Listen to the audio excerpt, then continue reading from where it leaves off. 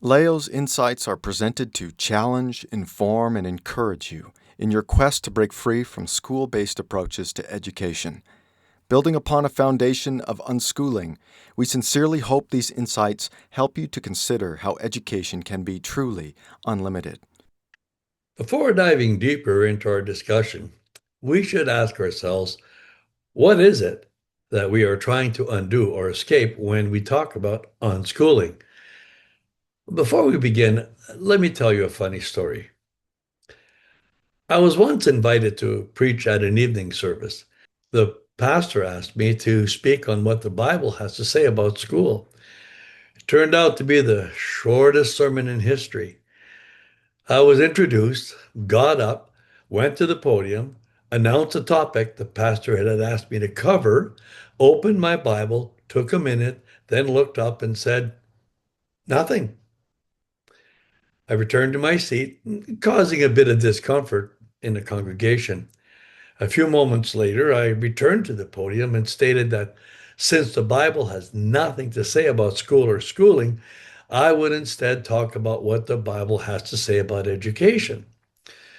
Once again, I repeated the exercise of opening the Bible, announcing that there was nothing in it about education, closed it, and sat down.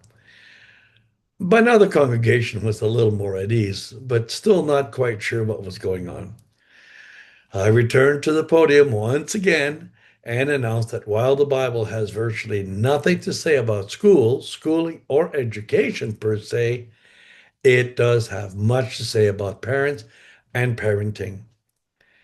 Our remaining time together was instructive, and I believe the folks in the congregation got the message that we often justify what we don't understand by reading it into the Bible.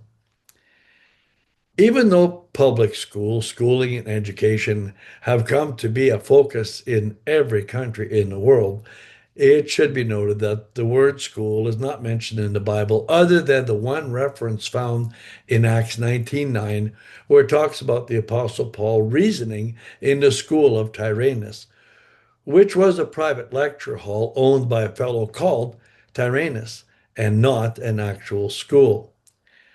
There may be the occasional reference to a schoolmaster in some translations, but in every case, the word mentor would be better fit when considering what the terms school and schoolmaster have come to mean. From this, it should be easy to conclude that school is not a biblical concept. However, in fairness, there is also no reference to cars, computers, or cell phones.